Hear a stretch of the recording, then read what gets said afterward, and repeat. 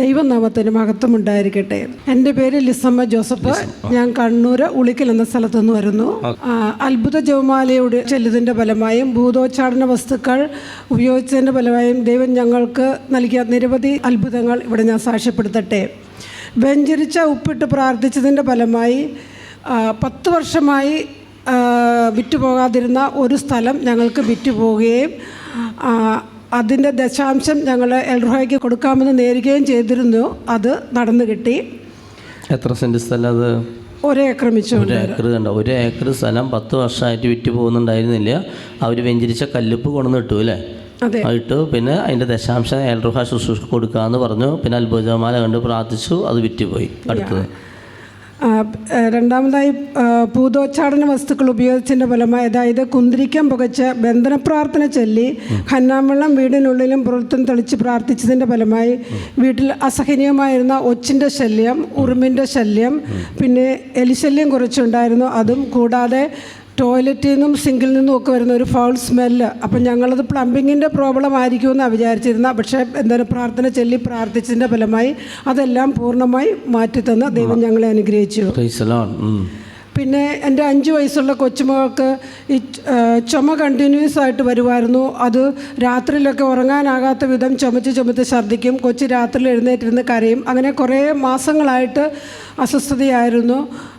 ഞാനിവിടുന്ന് ഒക്ടോബറിൽ വന്ന ധ്യാനം കൂടി പോയതിന് ശേഷം ഇവിടുത്തെ വെഞ്ചരിച്ച തേന് കൊച്ചിന് നാവിൽ തൊട്ടുകൊടുത്ത് അവൾക്ക് സ്വർഗസ്ഥനായ പിതാവെ ചെല്ലാനറിയാം, അതും ചൊല്ലിച്ച് ഞാൻ വിശ്വാസപ്രമാണം ചൊല്ലി പ്രാർത്ഥിച്ചതിൻ്റെ ഫലമായി ആ ഒരു അസ്വസ്ഥത പൂർണ്ണമായി മാറുകയും കൊച്ചിന് ഇതുവരെ അതിനുശേഷം ആ ചുമയും ബുദ്ധിമുട്ടും ഉണ്ടായിട്ടില്ല. അത്ഭുത ജപമാലയിൽ നിയോഗം വെച്ച് 90 ദിവസം ഞാൻ പ്രാർത്ഥിച്ചതിൻ്റെ ഫലമായി ഞങ്ങൾ ഒരു വ്യക്തിക്കൊരു വീട് പണിയാൻ പ്ലാൻ ഇട്ടിരുന്നു. അതിന് ഭയങ്കര തടസ്സങ്ങളായിരുന്നു. ഒരു 3-4 മാസമായിട്ടും അതിൻ്റെ ഒരു പണിയും നീങ്ങാതെ ഒരു യേസ് എന്നുള്ളൊരു ആൻസർ ഒരു വ്യക്തിയുടെ അടുത്തു നിന്ന് കിട്ടണമായിരുന്നു. ആ 90ാമത്തെ ദിവസം ഞാൻ പ്രാർത്ഥിച്ചപ്പോൾ ആ മോർണിംഗിൽ തന്നെ അത് യേസ് കിട്ടുകയും പണി ആരംഭിക്കാൻ ദൈവം അനുവദിക്കുകയും ചെയ്തു. 5ാമതായി അത്ഭുത ജപമാലയിൽ ഞാൻ പ്രാർത്ഥിച്ചിരുന്നു. എൻ്റെ ഇളയ മകൾക്ക് ക്രിസ്മസ് സമ്മാനമായിട്ട് അവൾ കൺസീവ് ആകണമെന്ന്, അത് ഗർഭം ധരിക്കണമെന്ന്. അവൾ ഇപ്പോൾ ഒരു കുഞ്ഞിനെ കൺസീവ് ചെയ്തിട്ടുണ്ട്. അതും ദൈവാനുഗ്രഹമാണ്. പിന്നെ എനിക്ക് കിട്ടിയ ഒരു രോഗശാന്തിയാണ് സ്പോണ്ടിലോസിസ് എന്ന അസുഖം കൊണ്ട് വളരെ നാളുകളായി ഞാൻ കഷ്ടപ്പെടുകയായിരുന്നു. അതിങ്ങനെ കൂടി എനിക്കിതൊന്നും കിടന്നുറങ്ങാൻ മേലാത്ത അവസ്ഥ വരെയായി. ഡോക്ടേഴ്സിനെ പലതും കാണിച്ചപ്പോൾ ഹൈ നാർക്കോട്ടിക് പെയിൻ കില്ലേഴ്സാണ് എനിക്ക് പ്രിസ്ക്രൈബ് ചെയ്തിരുന്നത്.